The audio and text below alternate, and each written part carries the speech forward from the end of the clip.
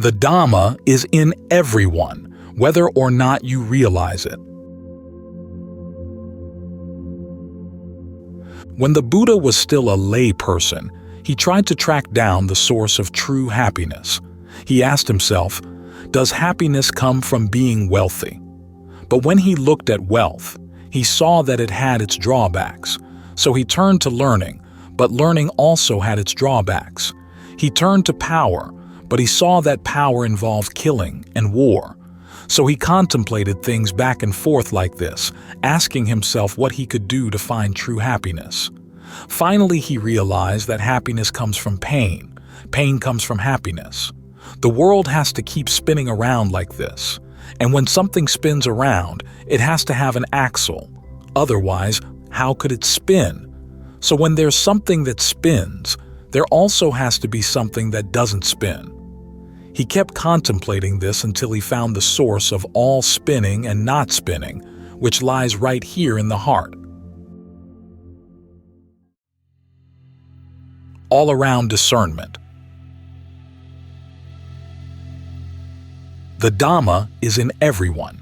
Whether or not you realize it, it's there. Whether or not you study it, it's there. It's simply a matter of whether you know how to decipher it. Once you know the labels formulated by the Buddha, you can decipher yourself, in the same way that you learn how to read a book. Take a baby who doesn't know anything. As soon as it's born, it cries, "Way." That's feeling. If it's eating and comes across something it doesn't like, it throws it away and goes for something better. That's thought formation. When it gets older, it can begin to remember things. That's perception. So the Dhamma is in everyone. So why do we study? We study to learn the names for things, and then we eventually have to get rid of all perceptions, old, new, past, and future. That's when we'll reach Nibbana. Policemen who don't take off their uniforms and go around as plainclothesmen will have trouble uncovering the secrets of criminals. This is why we have to practice virtue, concentration, and discernment so that we can get on familiar terms with the 5 aggregates. That's what's meant by insight meditation. Concentration is something you do. Insight meditation is letting go. You can't do insight meditation. It's a result. When virtue is the cause, concentration is the result. When concentration is the cause, discernment is the result.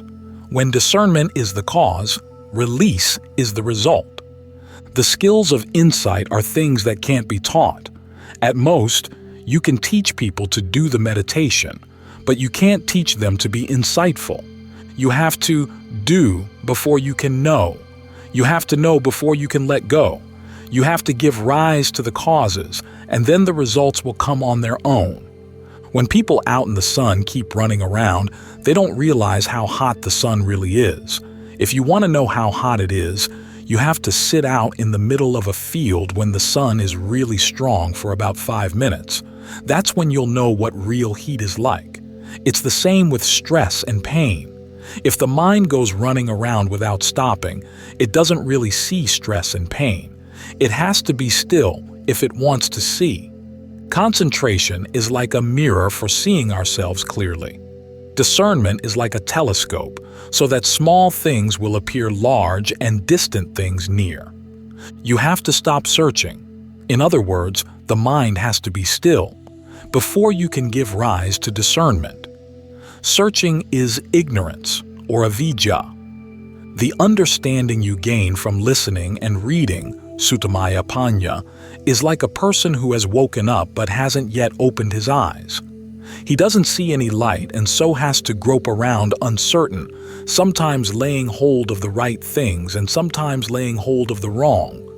The understanding you gain from thinking, Suttamaya Panya, is like a person who has woken up but hasn't yet left the mosquito net and hasn't yet washed the sleep out of his eyes. His vision is blurry and unclear. As for the understanding you gain from meditation, Bhavanamaya Panya, that's like getting out of the mosquito net and washing your face so that you're able to see things clearly. This is the highest kind of understanding. Try to develop it. To get full results from our meditation, The mind has to give the orders. Mindfulness is what does the work and assists in the progress of all our activities, while alertness is what observes the results of what we've done. To speak in terms of the frames of reference, these qualities are called mindfulness and alertness. To speak in terms of jhana, they're called directed thought and evaluation. They're the qualities that give rise to discernment. Discernment comes from observing causes and effects. If we know effects without knowing causes, that doesn't qualify as discernment. If we know causes without knowing effects, that doesn't qualify either. We have to know both of them together with our mindfulness and alertness. This is what qualifies as all-around knowing in the full sense of the term. The all-around knowing that arises within us comes from causes and effects, not from what we read in books, hear other people tell us, or conjecture on our own. Suppose we have some silver coins in our pocket. If all we know is that other people say it's money, we don't know its qualities. But if we experiment with it and put it in a smelter to see what it's made of and to see how it can be made into other things, that's when we'll know its true qualities. This is the kind of knowledge that comes from our own actions. This knowledge, when we meditate, comes in 5 forms. We find within ourselves that some things are caused by the properties of the body, some are caused by the mind, some causes come from the mind but have an effect on the body, some causes come from the body but have an effect on the mind, some causes come from the body and mind acting together. This kind of knowledge is discernment, so we have to learn from virtue, concentration, and discernment by giving rise to them. If we don't, we'll suffer from unawareness and delusion. Mindfulness is what brings light to the mind, like a candle. If we take a candle into a room at night, close the windows and doors, and fill in all the cracks in the walls, no wind from outside will be able to slip in and make the flame waver. The flame will give off even more light, and we'll be able to see everything in the room clearly. Closing the windows and doors and filling in the cracks means exercising restraint over our eyes, ears, nose, tongue, body, and mind, so that our attention doesn't go straying out after outside perceptions and preoccupations. This is called restraint through mindfulness. Our mindfulness will gather into one. When mindfulness is strong, the results are immediate, a sense of ease and mental well-being. When mindfulness is solid and unflagging, our concentration will become stronger. The mind will be still and upright. Light will arise in one of 2 ways, from within ourself or from what's reflected off the walls. This is why mindfulness is the cause, the supporting factor that keeps our concentration progressing. For this reason, we shouldn't forget to appreciate this mental quality. When we know that certain causes give rise to happiness and well-being, we should look after those causes. It's like when other people share food with us. We shouldn't forget their kindness. Or when our parents raise us and care for us from when we were small. When we grow up and can establish ourselves in the world, we shouldn't forget their kindness. We have to show our gratitude and take care of them at all times to repay their kindness. Only then will we be able to progress in life without backsliding.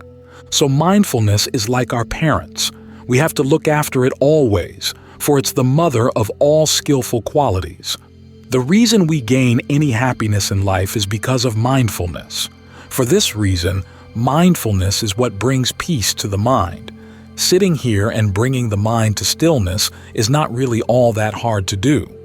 The reason it seems hard is because we misunderstand things. Our views are wrong, and so are our presuppositions. If we study so as to understand this point, we'll know the truth. For example, when we think that the mind goes here or there, that's not the truth. It's just a preconceived notion.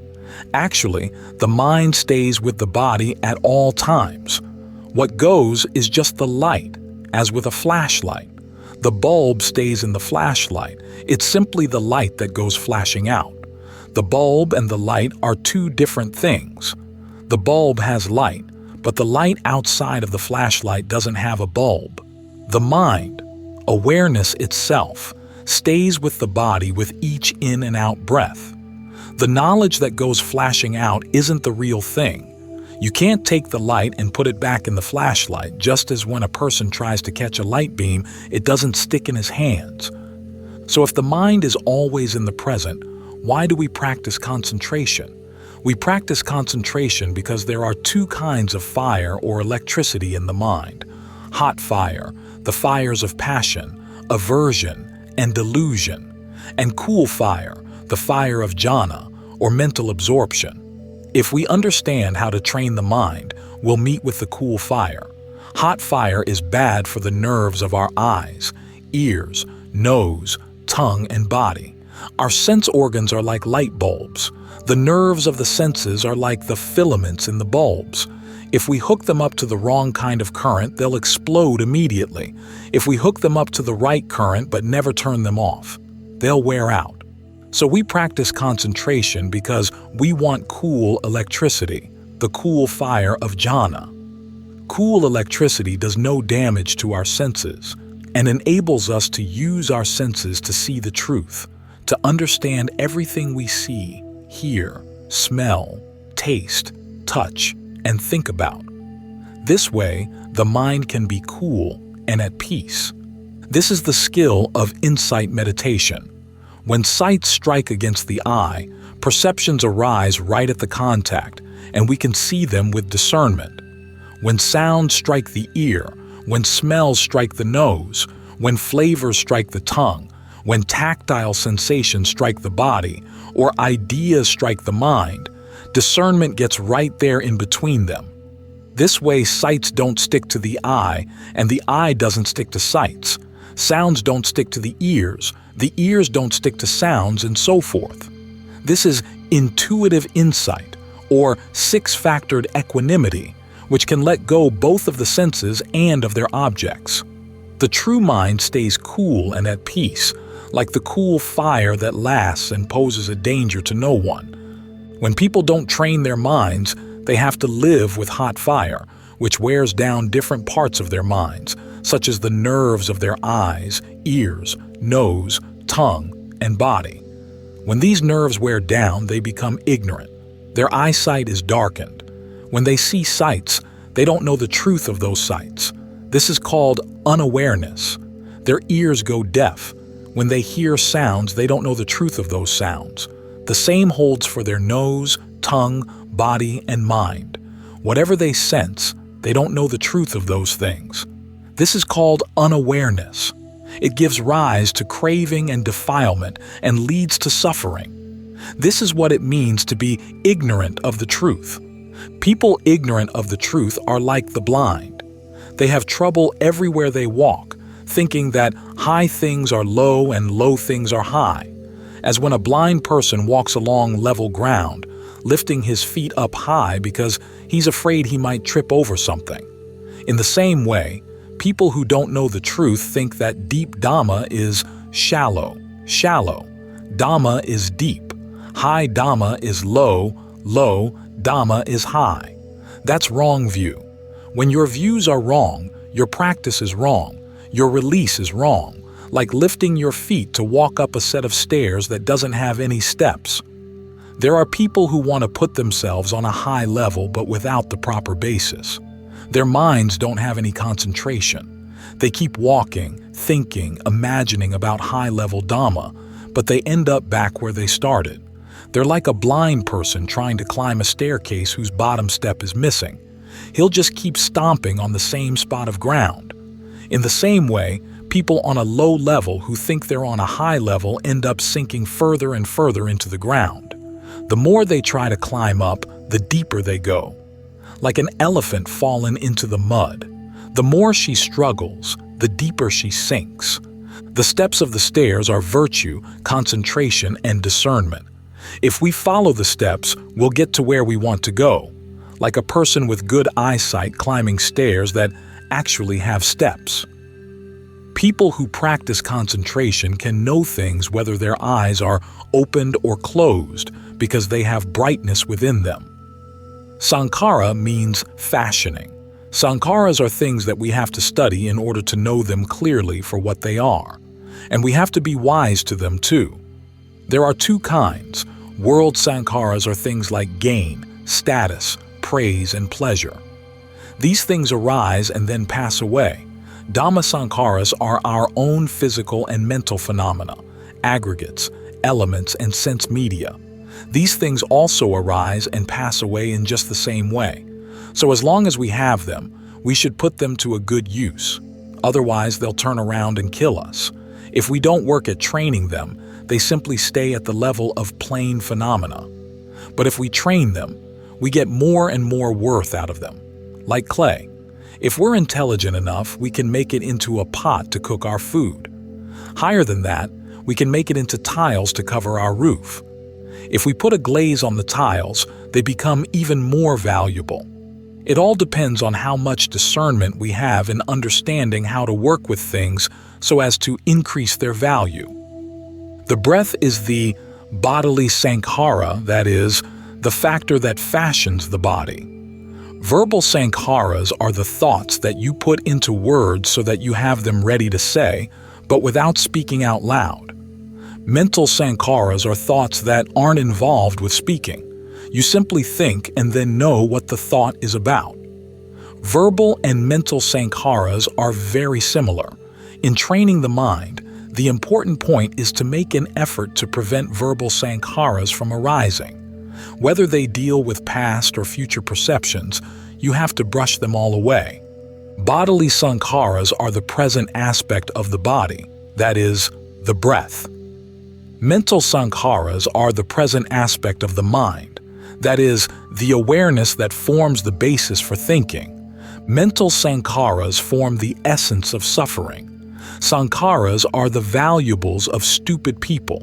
You have to get rid of the smoke if you want to see the flame. You have to get rid of the sankharas in the mind if you want to see the unfashioned. Taking pleasure in sights, sounds, smells, tastes, etc. is sensual craving. The mental state that wanders out in search of an object but hasn't yet found anything that pleases it is craving for becoming.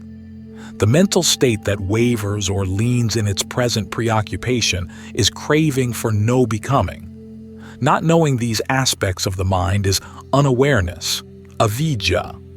Labels of the past and future are the world. The present is the Dhamma. Don't let yourself get taken in by even the slightest labeling. Even if you get only slightly involved, that's a state of becoming, and you'll have to suffer more birth, aging, illness, and death.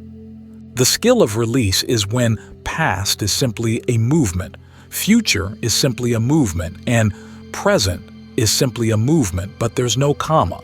You can think of the past, but the mind doesn't taste any results from the thinking. For the mind to attain dispassion, you need to have the skill to determine what's detrimental in the present so that you can spit out any passion immediately. The past isn't for real, the future isn't for real.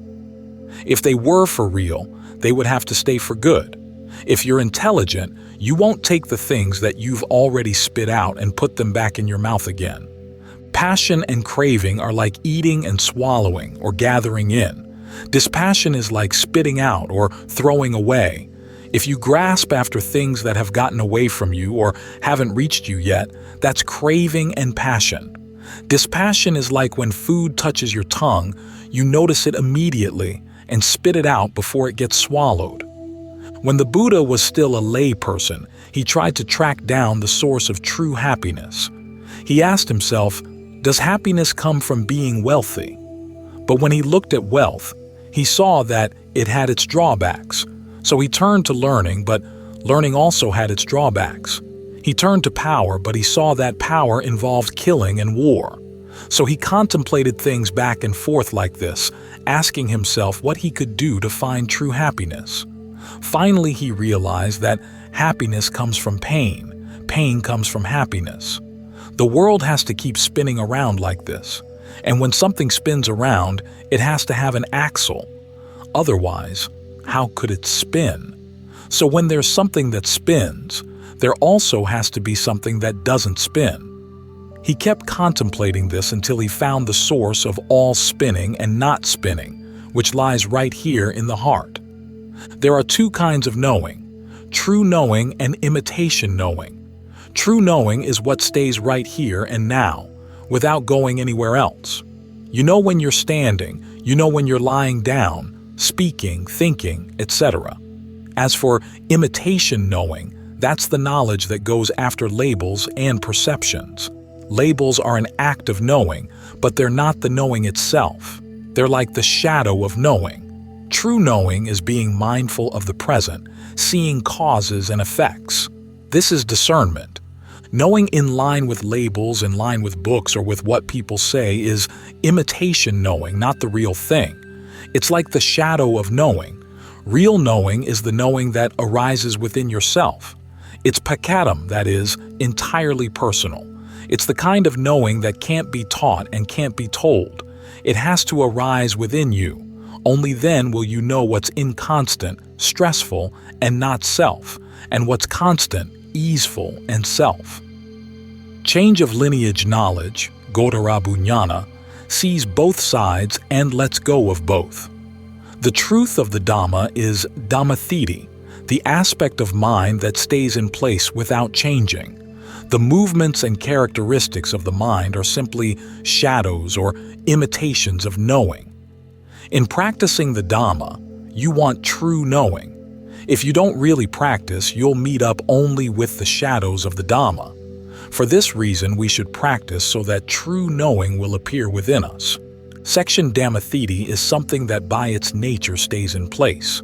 It doesn't change or waver, rise or fall in line with the mental objects that come into contact. It's the mind released from suffering and stress, the mind that stays in line with its true nature. Even though there may be thinking or talking or acting in all kinds of ways, the mind simply is aware. It doesn't show any symptoms of changing from its primal nature. Say, for example, that we place a glass here, without anyone or anything touching it or moving it. It will stay right there for 10 years, 100 years, without breaking. The mind that's Dhammathiti is just like that. Or you can say that it's like writing the number 1 without changing it into anything else. It will have to stay the same one it was in the first place. This is called Dhammathiti. Always contemplate things in terms of inconstancy, stress, and not self. But you also have to look at them in terms of constancy, ease, and self as well. You have to look at things from both sides, and not just at their shortcomings. You have to look at their uses too, but you can't let yourself get attached to either side. Otherwise, you'll be like a person with one eye. Constancy, ease, and self will be able to sneak up and hit you over the head without your realizing it. Insight has two sides: the side that sees in line with what we're taught, and the side that sees in the other direction. Seeing in line with what people say can turn into a corruption of insight. Seeing in the other direction means seeing in line with things they don't say. Wherever they say there's inconstancy, that's where there's constancy. Wherever they say there's stress, that's where there's ease. Wherever they say there's not self, that's where there's self. This is intuitive insight. The still calm of discernment is not something the Buddha wanted, because it's not really calm, not really still. The ultimate happiness is something even higher than discernment. Those who have attained the transcendent, stream winners, once returners, non-returners, and arahants. These terms apply not to people, but to the mind.